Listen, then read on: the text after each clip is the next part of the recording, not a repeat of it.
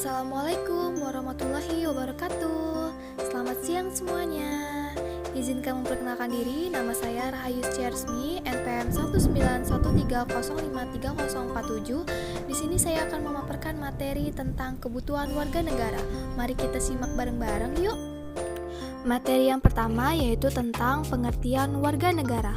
Warga negara berasal dari kata citizens dari bahasa Inggris yang memiliki arti warga negara, petunjuk dari sebuah kota, sesama warga negara, sesama penduduk satu tanah air, bawahan atau kaulah.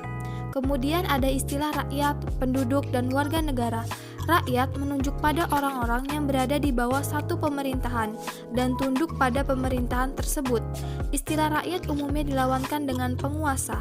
Penduduk adalah orang-orang yang bertempat tinggal di suatu wilayah negara dalam kurun waktu tertentu. Nah, bagaimana? Sampai sini kalian semua sudah paham kan? Apa saja ya perbedaan dari istilah rakyat, penduduk, dan warga negara? Kalau sudah paham, kita lanjut ke materi selanjutnya yuk. Di materi selanjutnya, kita akan membahas tentang pengertian kewarganegaraan. Kewarganegaraan artinya keanggotaan yang menunjukkan hubungan atau ikatan antar negara dengan warga negara. Kewarganegaraan seseorang mengakibatkan orang tersebut memiliki pertalian hukum serta tunduk pada hukum negara yang bersangkutan. Penentuan kewarganegaraan didasarkan pada sisi kelahiran yang dikenal dengan dua asas yaitu ius soli berdasarkan tempat atau negara dan ius sanguinis berdasarkan keturunan. Materi selanjutnya adalah kita akan membahas tentang elemen-elemen kewarganegaraan. Yang pertama ada sense of identify atau perasaan akan identitas. Yang kedua ada the enjoyment of certain rights atau pemilikan hak-hak tertentu. Yang ketiga ada the fulfillment of corresponding obligation atau pemenuhan kewajiban-kewajiban yang sesuai. Yang keempat ada a degree of interest and involvement in public affair atau tingkat keterkaitan dan keterlibatan dalam masalah publik. Yang kelima ada on acceptance of basic social values atau penerimaan terhadap nilai-nilai sosial dasar. Baiklah, materi selanjutnya yaitu tentang hak dasar warga negara. Yang pertama, sebagai warga negara dan penduduk Indonesia sesuai dengan pasal 26.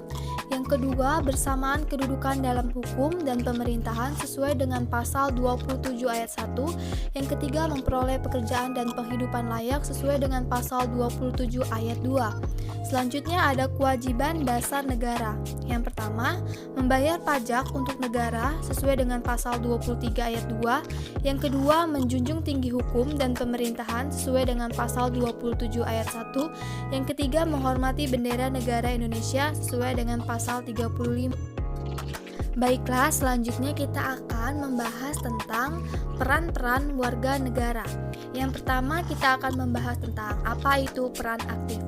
Peran aktif merupakan aktivitas warga negara untuk terlibat atau berpartisipasi serta ambil bagian dalam kehidupan bernegara, terutama dalam mempengaruhi keputusan publik.